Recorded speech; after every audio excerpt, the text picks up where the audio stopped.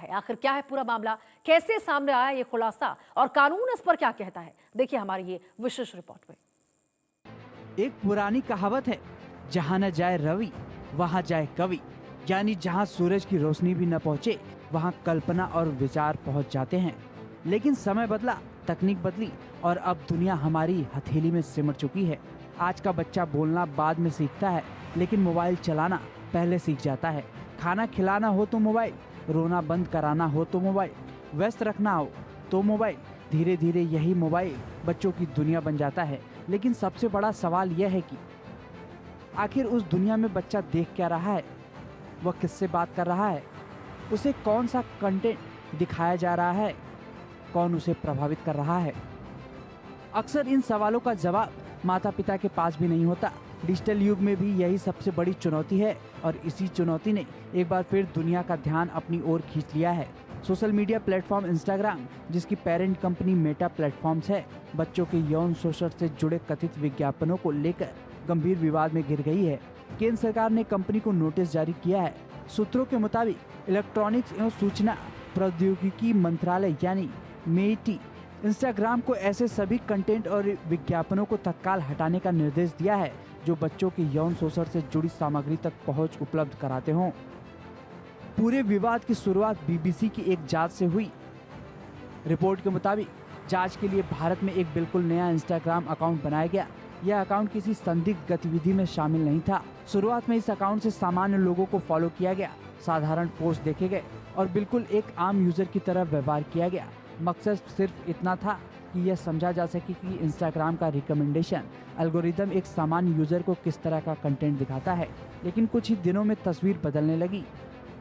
पहले यौन सामग्री से जुड़े विज्ञापन दिखाई देने लगे और फिर ऐसे कथित विज्ञापन सामने आए जिनमें बच्चों से जुड़े अश्लील कंटेंट के प्रचार के संकेत मौजूद थे। बीबीसी की जांच में कुल 30 संदिग्ध विज्ञापनों की पहचान की गई।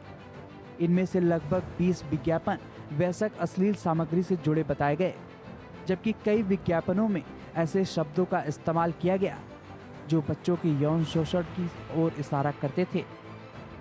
यहीं से यह मामला सिर्फ कंटेंट मॉडरेशन की गलती नहीं रहा, बल्कि संभावित आपराधिक नेटवर्क से जुड़ा गंभीर मामला बन गया। रिपोर्ट के मुताबिक इन विज्ञापनों पर क्लिक करने के बाद यूजर्स को सीधे टेलीग्राम चैनलों पर भेजा जा रहा था, जहां कथित तौर पर बच्चों के यौन शोषण से जुड़ी सामग्री बेहद कम कीमत, लगभग 99 रुपए में बेची जा रही थी। यानी आरोप यह है कि इंस्टाग्राम केवल विज्ञापन दिखाने का माध्यम नहीं बन रहा था, बल्कि ऐसे नेटवर्क तक यूजर्स को पहुंचाने का रास्ता भी बन रहा था। अगर यह आरोप सही साबित होते हैं तो यह केवल सोशल मीडिया की लापरवाही नहीं, बल्कि एक गंभीर साइबर अपराध का मामला बन सकता है। अब सबसे बड़ा सवाल, आखिर ऐसे विज्ञापन इंस्टाग्राम तक पहुंचे कैसे? दरअसल मेटा प्लेटफॉर्म पर कोई भी पेड विज्ञापन सीधे लाइव नहीं होता। विज्ञापन पहले कंपनी के एड मॉडरेशन सिस्टम से गुजरता है। इस दौरान उसकी भाषा, तस्वीर, वीडियो, लिंक और कंटेंट की समीक्षा की जाती है। समीक्षा के बाद ही विज्ञापन को मंजूरी मिलती है। ऐसे में सवाल उठता है, अगर कंपनी का दावा है कंपनी के पास अत्याधुनिक एआई तकनीक और हजारों मॉडरेटर मौजूद हैं, तो फिर इतने संवेदनशील विज्ञापन सिस्टम से पास कैसे हो गए? बीबीसी ने जब एक ऐसे विज्ञापन की शिकायत की तो करीब 24 घंटे बाद जवाब मिला, लेकिन जवाब ने सवाल और बढ़ा दिया। कंपनी ने शुरुआत में कहा यह कंटेंट उसकी कम्युनिटी गाइडलाइंस का उल्लंघन नहीं करता। बाद में विस्तृत सवाल पूछे जाने पर कंपनी ने दावा किया कई विज्ञापन हटा दिए गए, संबंधित अकाउंट निलंबित कर दिए गए और संदिग्ध वेबसाइट के लिंक ब्लॉक कर दिए गए। मेटा ने यह भी कहा कि कोई भी मॉडरेशन सिस्टम 100% परफेक्ट नहीं होता और कुछ कंटेंट समीक्षा में बच सकते हैं। बीबीसी की रिपोर्ट सामने आने के बाद भारत सरकार ने तुरंत सख्त रुख अपनाया। केंद्रीय इलेक्ट्रॉनिक्स एवं सूचना प्रौद्योगिकी मंत्री अश्विनी वैष्णव ने अधिकारियों को मेटा प्लेटफॉर्म्स को नोटिस भेजने का निर्देश दिया। सरकार ने कंपनी से पूछा है ऐसे विज्ञापन प्लेटफॉर्म पर कैसे स्वीकृत हुए, बच्चों से जुड़े शोषणकारी कंटेंट को रोकने के लिए कंपनी के पास क्या सुरक्षा तंत्र है। आरोप सामने आने के बाद अब तक क्या कार्रवाई की गई और भविष्य में ऐसी घटनाओं को रोकने के लिए क्या सुधार किए जाएंगे। सूत्रों के मुताबिक सरकार ने कंपनी से 7 दिनों के भीतर विस्तृत जवाब मांगा है। अगर जवाब संतोषजनक नहीं मिला तो सूचना प्रौद्योगिकी अधिनियम और पॉक्सो कानून के तहत कानूनी कार्रवाई भी हो सकती है।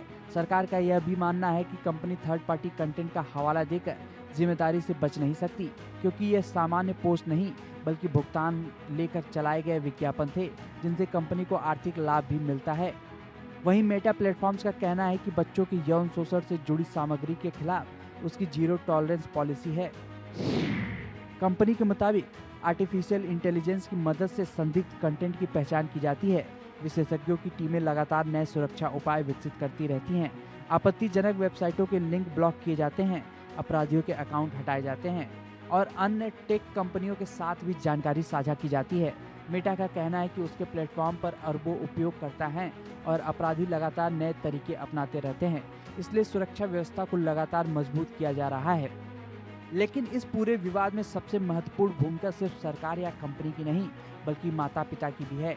आज बच्चे घंटों मोबाइल पर रहते हैं। कई माता पिता यह मानकर निश्चिंत हो जाते हैं कि बच्चा सिर्फ कार्टून या गेम देख रहा होगा, लेकिन डिजिटल दुनिया में एल्गोरिदम यूजर की रुचि के आधार पर लगातार नया कंटेंट दिखाता रहता है। ऐसे में अगर बच्चों की ऑनलाइन गतिविधियों पर निगरानी न रखी जाए तो वे अनजाने में बेहद खतरनाक कंटेंट तक पहुंच सकते हैं। इसलिए विशेषज्ञ भी सलाह देते हैं कि बच्चों के मोबाइल उपयोग की समय सीमा तय हो, पेरेंटल कंट्रोल का इस्तेमाल किया जाए, ब्राउजिंग हिस्ट्री और ऐप गतिविधियों पर समय समय पर नजर रखी जाए और सबसे महत्वपूर्ण बच्चों से खुलकर बातचीत की जाए, क्योंकि यह सिर्फ बच्चों की बात नहीं है बल्कि भविष्य में बनने वाले समाज और इन अपराधियों से जुड़ने वाले लोगों को भी खतरा हो सकता है। इसकी झलक हम आपको हाल ही के कुछ घटना के माध्यम से बताते हैं। हिमाचल प्रदेश के मंडी जिले में 11 वर्षीय लड़के ने नाबालिग लड़की से बलात्कार किया। बागपत में 1 महीने की बच्ची से बलात्कार के आरोप में 15 वर्षीय युवक गिरफ्तार। 15 साल के लड़के ने अपने भाई की हत्या कर दी, भाभी का किया बलात्कार। 11 साल के लड़के द्वारा लड़की के साथ बलात्कार करने का मामला सहारनपुर भेज दिया गया। हाल के वर्षों में कई आपराधिक मामलों की जांच में यह सामने आया है कि कुछ माइनर आरोपियों ने हिंसक और यौन अपराध से जुड़ी सामग्री इंटरनेट पर देखने की बात स्वीकार की थी। हालांकि केवल ऑनलाइन सामग्री देखना किसी अपराध या प्रत्यक्ष कारण नहीं माना जा सकता, क्योंकि समाज का भी बड़ा रोल होता है। अपराध कई सामाजिक, पारिवारिक, मनोवैज्ञानिक और व्यक्तिगत कारणों के संयुक्त प्रभाव से होते हैं, लेकिन विशेषज्ञ यह जरूर मानते हैं कि कम उम्र में हिंसक या यौन शोषण से जुड़ा कंटेंट बच्चों के मानसिक विकास और व्यवहार पर नकारात्मक असर डाल सकता है। यही वजह है कि डिजिटल सुरक्षा आज केवल तकनीकी मुद्दा नहीं बल्कि सामाजिक जिम्मेदारी भी बन चुकी है। यानी सवाल बिल्कुल सीधा है, क्या हम बच्चों को सिर्फ मोबाइल देकर अपनी जिम्मेदारी पूरी मान लेते हैं या फिर यह भी जानते हैं कि उस स्क्रीन के दूसरी तरफ आखिर क्या चल रहा है।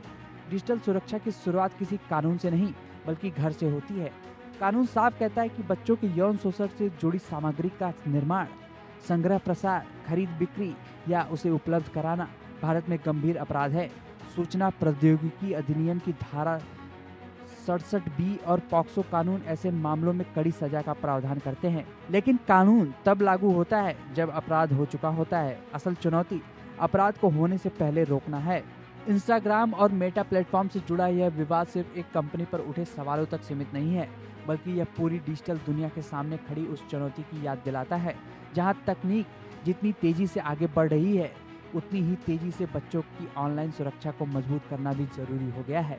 अब जांच यह तय करेगी इस मामले में किसकी कितनी जिम्मेदारी बनती है, लेकिन इतना तय है कि बच्चों की सुरक्षा किसी एक कंपनी, एक सरकार या एक कानून की जिम्मेदारी नहीं बल्कि पूरे समाज की साझा जिम्मेदारी है। Bureau report, India news.